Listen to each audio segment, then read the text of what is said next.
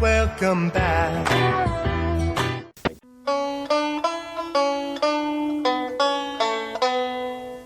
Hey, Stanley. Yeah, George? How'd you like your own TV show? Hey, I got something to mail you out.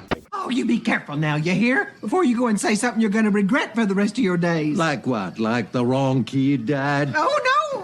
Hey everybody, welcome to this episode of The Wrong Podcast Died. I'm Brian. And I'm Rod. And I feel like we both need haircuts, maybe? You think? Just a few. Just a few. A little bit off the top, maybe some off the neck. Definitely there. So this is The Wrong Podcast Died, and if you've never listened to The Wrong Podcast Died, I just said the name 3 times so that you don't forget that you're listening to The Wrong Podcast Died. But we are 2 horror movie fans that are trying to go out of our comfort zone. We're covering movies, music, maybe eventually books. We've had an author on the show. Yeah. But stuff that's out of the horror genre. We will do some horror adjacent stuff, but we're just 2 fat old guys that like to hear our own voices and talk about stuff. Yeah, pretty much. Yeah. Yeah. So this is a different episode. We had a short film director reach out to us because we're both film snobs, I guess. I don't know how you would say it, but we're both judges for Film Festival in Ottumwa, Iowa. I go to Snake Alley Festival of Film. We both went to the Ottumwa International Film Festival. We have Salute the Shorts on our YouTube channel that we talk about short films. I think we just both love films. Yeah, we like to promote these shorts and hopefully get to see them in a larger capacity. And this is Bishop's Day. It's from Christopher Kelly. It's a concept film, so it's a proof of concept, and we talk about that later in the episode when we interview him. We interviewed him, we put it on our YouTube channel, and then we thought we want more people to hear this, so we're throwing it into a podcast episode. So this is going to be a little different. Usually the episodes are a movie or music and history. This is going to be an opening and an interview. You're going to get some of the behind the scenes of how short films are made and how proof of concept works and some of Christopher's work in the entertainment industry. He's done some stuff in Hollywood. There's a huge entertainment industry in Georgia. I think they have really good perks. So a lot of stuff films there. Yeah, you'll even get to hear him talk about a little series that most of us know that was filmed in Georgia. Yeah, so we'll get to the interview and then we'll come back and wrap it up. Hey everybody, welcome to this episode of Salute the Shorts. I'm Brian. And I'm Rod. And on this episode, we have a special guest, and you can't see him because he's been killed by Bishop the Barber. Sounds like a question more than an answer. I think if you go up at the end, that means it's a question, so I'll go ahead and answer that. Yes, I was murdered, and I came back. My voice changed overnight as well. Puberty hit brick.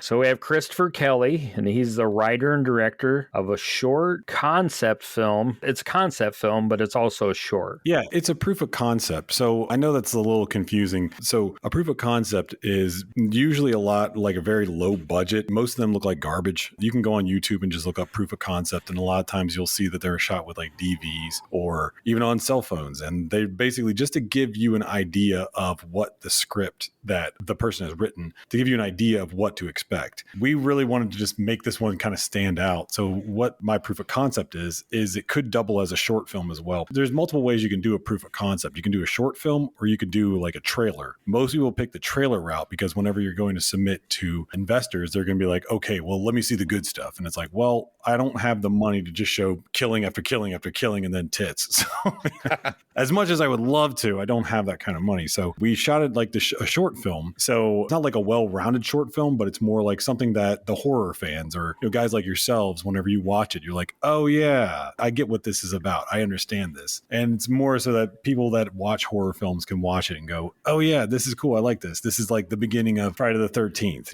and whatnot. Now, is that why your characters are named like guy and girl? Is that right? Yes. Thank you for pointing that out. Thank you. Yes. Whenever we were shooting it, actually, my actors were like, why are we just called guy and girl? And I was like, let me explain slasher logic real quick. And certain people watch it kind of like y'all, where they're like probably sitting there going, oh, snap, I see what he's doing here. That's cool. Yeah, and you walk away from it wanting more of Bishop's story. Is what I want. I can care less about the people that are getting murdered. They're just guys and girls. Yeah, I wouldn't say throwaway characters. They're important, but wait at a the minute. same time, I want this redone because there's a certain scene that did not get to show everything that I wanted to see. And I think we know what it is when she starts lifting up the shirt. You wanted to see guys' junk? What? What? What? Rod. Rod. They don't call me Rod for nothing. You know what I'm talking.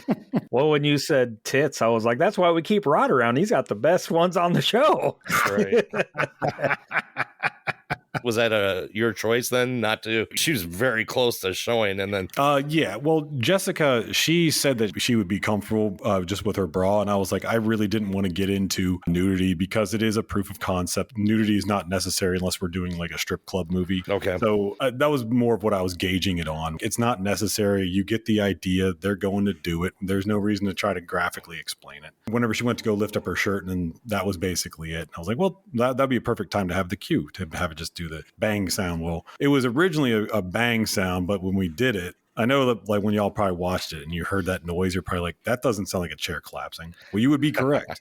So we tried a chair collapse sound and it just didn't work. A lot of the times when you're doing these things, whenever you're looking at it in the editing room, you're like, God, that just looks and sounds stupid. So you got to do something else. And then we try to combine it with like a scissor cutting sound. So that way, if you are to watch that, it's like it kind of blends a little bit. So that way it doesn't like just deliberately sound stupid, basically. When you're doing a proof of concept, because one of my gripes was, well, why is it in an abandoned warehouse? But you don't want to throw all of your budget at something if it's a proof of concept. You want to save some of the story and the ideas and some of the stuff that you're going to show later. Correct. For a full movie if you get to that point. The warehouse is actually my friend Jim's warehouse. He was the gaffer and producer on this. And he and his business partner, Damian Doherty, they both own Killer Clown Grips, which is named after Killer Clowns from Outer Space. They're both massive fans. Actually, for the premiere of this movie, they both had Killer Clowns from Outer Space shirts on, matching shirts. And when they both showed up, they're like, I knew you were going to wear the clown shirt. But they have Shorty the Clown right there in front of their business. So whenever you go into their business to get some gear, Shorty the Clown is there to say hi. But yeah, it's his warehouse. And we just kind of put two solid blacks up. So that way it would make the area more condensed. Aside from running this grip business, Jim and Damon are also toy salesmen. They do a lot of like vintage toy sales. So they were doing a toy sale the next day. So they put down 2 pallets of toys. So that way we could just use that as stuff. And we just put decoration around that. You're not supposed to focus on it, but it just kind of looks like stuff lying there. And I think it, for the most part, it doesn't make you like realize that you're watching a grip warehouse. It just kind of like looks like it. Well, and when you do a proof of concept, it's a little different than a short. I think for some of our people that watch and listen to our podcast, I Like It Spooky Horror Podcast, you're showing it to people and saying, what do you think? Exactly. What would be better? What can I do that maybe I didn't think of? I think you had a showing, if I remember right, I was seeing on the Instagram page that you showed it to a group of people and you probably picked all their brains and see what they thought. Yeah. The proof of concept, like exactly what you said, like kind of like, what do you think about this? Is this something that would want you want to watch more? Does this make you want to see a feature version of it? What do you think with this? And that was generally kind of like what y'all just said, was that it does make you want to know more. What is Bishop? What is going on in this town? And just kind of like feel like, is this a slasher film that I would be more interested in watching? That's what we're trying to do with it. We did have a premiere of it. I work in the industry, as you see from pulling up my IMDb, and there was basically all industry friends. We were all sitting around watching it, and they were all just like, whoa, that was awesome. I was not expecting that. Most people were like, that wasn't really what I was expecting. I was expecting it to be a little more lame, like maybe like shot it with an iPhone type of thing. And it's like, well, thanks for having all that faith in me. But yeah. I thought for sure when Rod said the one thing he wanted to see was when Guy gets the scissors in his eyeballs.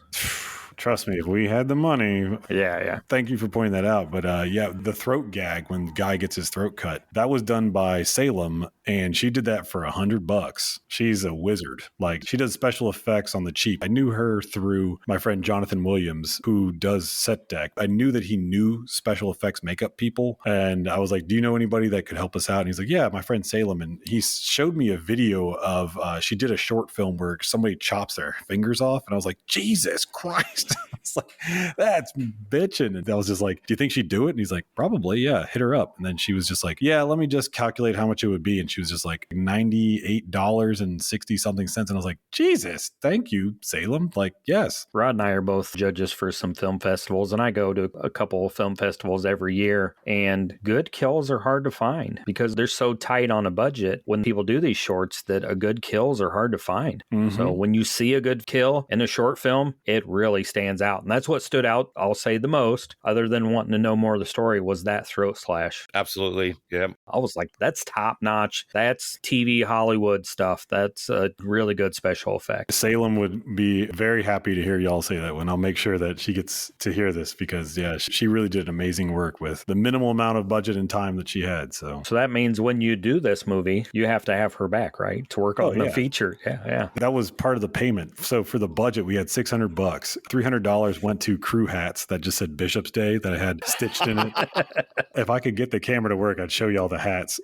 And then I had $100 for craft services, $100 for dinner, and then $100 for the throat gag. And I guess technically speaking, it'd be more like leaning towards $700 because all the stuff that we used in the movie, almost all of Bishop's stuff, like all the barbershop stuff, that was all just stuff that I got from between. I lived in Douglasville, Georgia, and we shot it in Fayetteville, Georgia, and all the barbershops. I just literally went to every barbershop and was just like, hey, are y'all throwing anything out? Is there anything broken? And they were just like, yeah, sure. We got a bunch of crap in the back. They're like, go ahead. Everything you see, other than the scissors were actually real scissors that they used for cutting the canvas, but everything else was just that. And there was a few other items that I bought off of eBay, but it did cost so little that it was not even worth mentioning. Everything was like less than, I think, $10 total. And all the bottles and everything I got from my heavy alcoholism. No, I'm just kidding. One of the reoccurring themes I noticed whenever I was going to the barbershops was that there was a lot of repurposed liquor bottles that they would just boil off the labels and then put their own label on. And I was like, oh, that's interesting. So I went to the recycling center, as I recycle every month. And then I just went right to the glass and just started going through there. And of course, they were just like, what are you doing? Just trying to get some props for a movie. And they're like, well, don't sue us. We didn't see anything. If you break something, then if you cut yourself, then we don't know you. So I was kind of curious, what inspired your story here? Oh, anything and everything. I've been a big fan of slasher films for my entire life. I remember probably in 93, very distinctly remember my uncle had to babysit me and my brothers. I have two older brothers. And he took us to Blockbuster and was like, all right, y'all can get R-rated movies, just don't tell your parents. Of course, at the time, there was two movies that were just released on VHS, which was Freddy's Dead and Terminator 2. I didn't get either one. I can't remember what movie I got, but my brother got Freddy's Dead and we watched it. And I just remember watching it and just laughing at it, but being like scared at the same time and just being like, I want to do something like this. I want people to be scared, but at the same time having a good time. And it just stuck with me my entire life. And I've just been collecting movies since then. I have a gigantic collection. I've downsized so many times. I got rid of about 200 movies the other day. I still got thousands. It's ridiculous. I actually converted one of my closets to just hold my movies. Wow. It's nuts. And I still have more. And so I basically picked all my favorite slasher films, which I have roughly about 250 of them. And I just watched them all during the writer's strike, which for those of us in the industry, during my premiere, I was like, and we all remember the writer's strike. And everybody was like, ugh. It sucked. So I took that as a time to just kind of sit down, watch these movies for the millionth time. And then I was like, why don't I just start writing my own? My real inspirations were all the Friday the 13th, all the Nightmare on Elm Streets, all the Halloweens, the first three Screams, because I don't really care. Scream 4 is okay, but Scream 5 was so stupid. And then I don't even know who's the killer in Scream 6. And they're filming Scream 7 down the street from me. And I'm like, where are they going to take this? Like, unless it goes to outer space or Dominic Toretto shows up, I'm not going to care. We can always hope. Yeah. I just want to see him pull up and just be like, this one's for family. Yeah. But yeah, I mean, every horror film, specifically slashers, that was my main inspiration. And I found throughout watching all these movies and doing my research that there was no barbershop slasher. Now, everybody always tries to jump up and say, well, what about Sweeney Todd? Sweeney Todd is a musical first. Also, he's been around since the 1800s. And then he wasn't turned into a quote unquote slasher, if you want to call it that, until the 1970s to cash in on the success of Peeping Tom from 10 years earlier. And then it was called a slasher in 2007 with Tim Burton version. So even if we're going to go that route, so let's just say, for instance, we're going to go the Sweeney Todd route. That is one movie that was made almost 20 years ago. That's not a cliche, even if you want to say that. You know what I'm saying? Like, it's not so drawn out, but yeah, it hasn't been done since. So exactly. Until now. And I think it's done so much better. I like musicals, but I really enjoyed this one from start to end. Are we talking about Sweeney Todd? No, we're talking about your movie.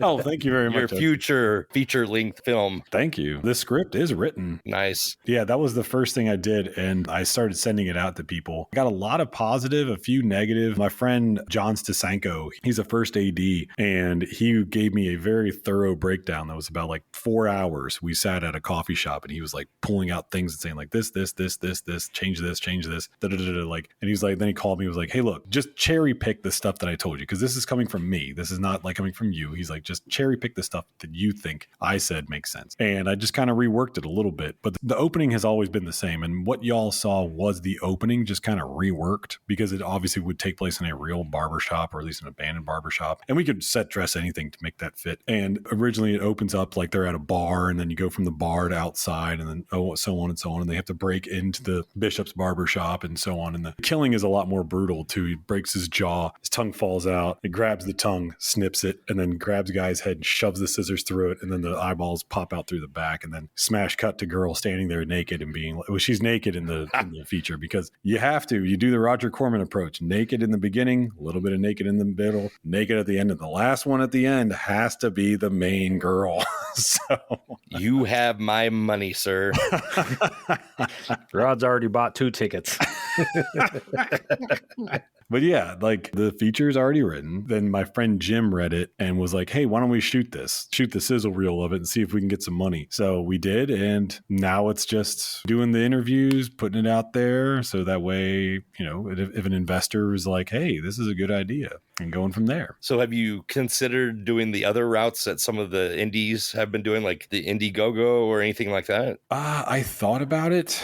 I haven't really put much more than just being like, should we do it or shouldn't we do it? I haven't really done much other than that. Yeah, I mean, I think I could probably get maybe a little bit of funding from it. But, you know, the ultimate dream is to just have at least like a handful of people and be like, you know, here's $2 million and go to Romania and then shoot it there. One, if you take it to some film festivals and gets people talking and exactly, you know, get it in front of people's faces, then maybe win some awards. Some awards. Then yeah, I have it in about 30 festivals right now. I'm hoping that Cannes actually takes it, because Cannes has its own separate horror section. So I was like, well, that would be nice. One can only hope. So far, it's just, you know, getting the word out and then getting people's eyes on it and just being like, oh, cool, and then talking about it with, you know, podcasters like y'all. So if you see that Bishop stays listed on a film festival that you're going to, definitely check it out. We're going to try to talk you into going to the film festival that we go to. Yeah. We'll send you that information for Halloween-a-Palooza. I don't know anybody that other than, you know, Jason Bollinger, which is a friend of ours,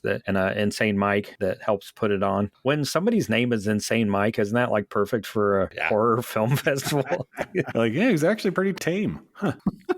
Yeah, and look for Bishop's Day, hopefully a feature film somewhere down the line, and we will definitely keep you updated. Chris has my email, so he can, hey, it's coming someday, here's a poster. And I mean, when that happens, we'll definitely have to cover it on one of the shows on, you know, the I Like It Spooky or the Wrong Podcast Died, or we have several subcasts, so including Salute the Shorts, but it wouldn't fit there because it would be a feature. Yeah, I'll gladly come back anytime and talk more about myself. It's my favorite subject. Is it?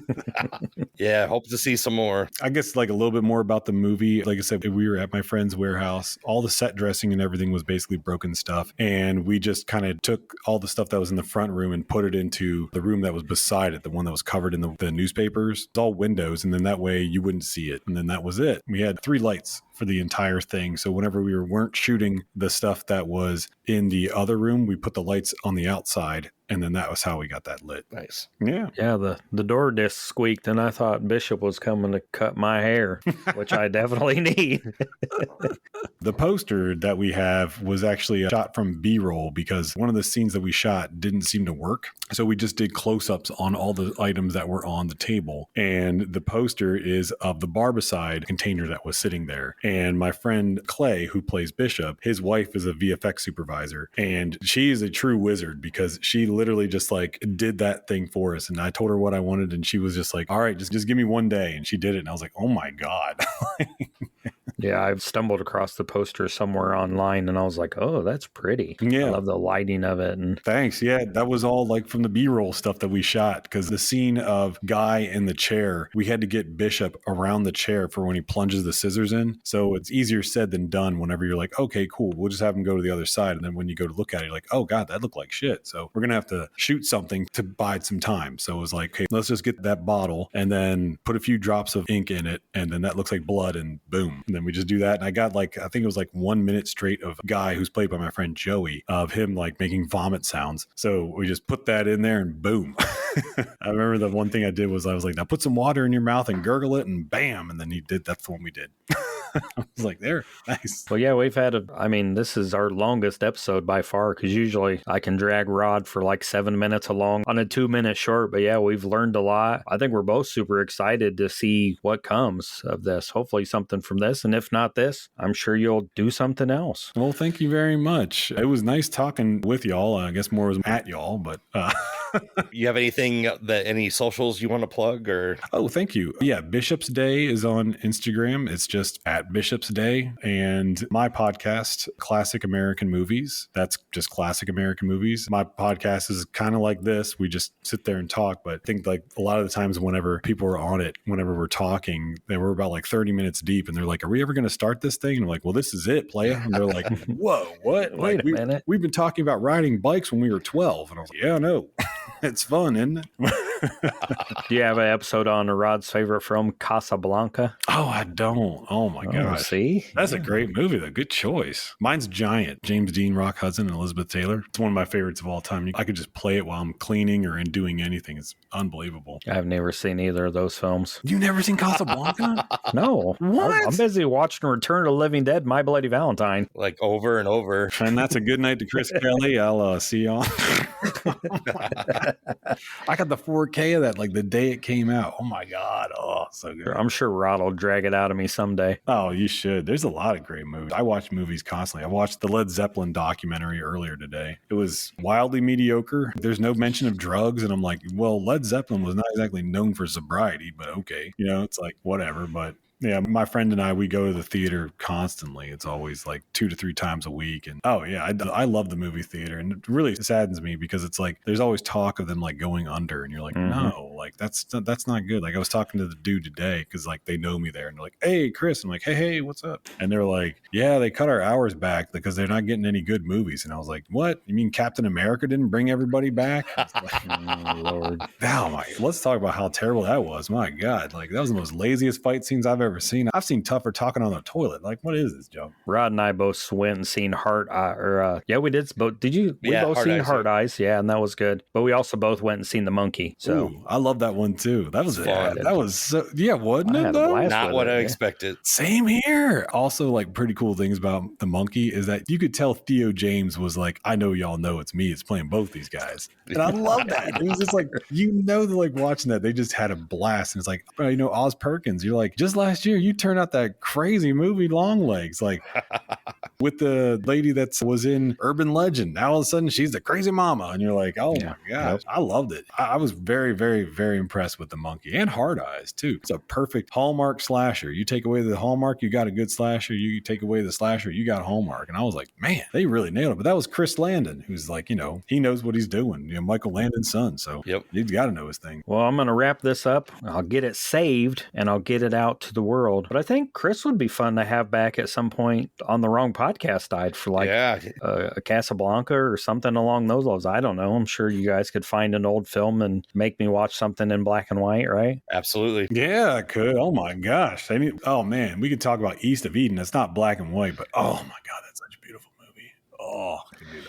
I don't know. I think that's where they make out on the beach, right, Rod? Yeah, exactly. No? Yeah. Oh, okay. That's a good night to Chris. I'll He said good night twice. We better let him go so he can go watch some old black and white movies and have some alcohol, right? Yeah, I got to go wash my hair and get blackout drunk.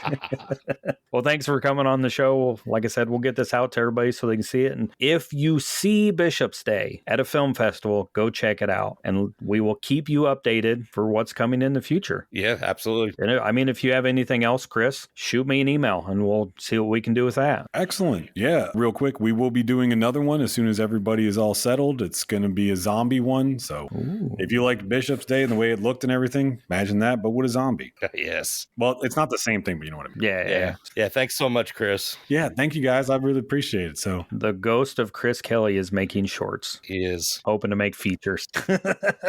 Take care. Thanks.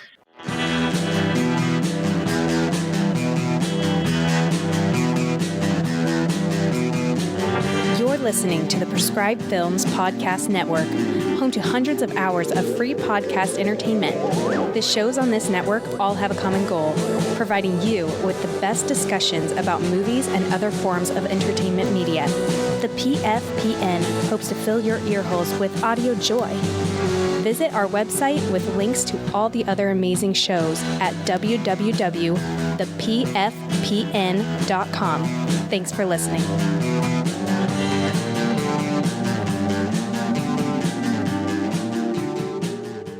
So now that we've finished with the interview from Christopher, hopefully you guys check out Bishop's Day if it's at any film festivals around you, and you may see it on a big screen someday. Like I said, it's a proof of concept, so that'd be cool if he got enough interest and enough backing that he made it into a movie. Like we're both hoping it will be. Yeah, I enjoyed it. It was fun. You have to kind of know that it's a proof of concept because there's not the whole story there. Yeah, but it was enough to let you know what he wants to tell. So if you go and check out Bishop's Day and you check out some of the other stuff on our podcast YouTube page, the Salute the Shorts, and you go and watch the shorts. If you enjoy the shorts, you go to Snake Alley Festival of Film, Halloween-a-Palooza Film Festival in Ottumwa, Iowa, or you find a film festival in your area and you go check out some of the films, and then you reach out to the podcast at ilikeitspookypod@gmail.com or through any of our social media, and you let us know that you've seen something and you think we should check it out. Good chance we will. And if we like it enough, we might even be like, you know who gave us this shout out to watch this? This person. So go follow them on their social media and bother them and say, hey, I heard about you. You like them short films. Rating stalkers. Rating stalkers? Is that a thing? Creating stalkers. Oh, creating stalkers. Yeah. I thought you said rating stalkers. That's probably a thing too. Rating the stalkers. Yeah, they find people that rate movies they love really low and then they bother them. Probably is a thing. You got any jokes this episode? Nah. I got one. Oh, go for it. Rod walks into a barbershop for a haircut. What happens? Nothing. That's it? That's it. That's the joke. Wow. Because you wouldn't, because you're bald. Oh. And I wouldn't either. Yeah, but we'll be back next episode with a movie or a record. We haven't done a record in a while. Yeah, we'll have to look into that. I think we got some romantic movies coming up too. So Sounds like a plan. Summer of Love or something like that. Is that like the 1970s? I think so. Or 60s. Afternoon Delight? Because wasn't that like Woodstock? The Summer of Love? I don't know. That was 60s. Okay, let's go get a haircut and take a little nap. All right. That marks the end of our broadcast day here at The Wrong Podcast Died. Our transmission is powered by a frequency of 800 watts. We will resume our usual programming in 2 weeks. Until then, we bid you good night.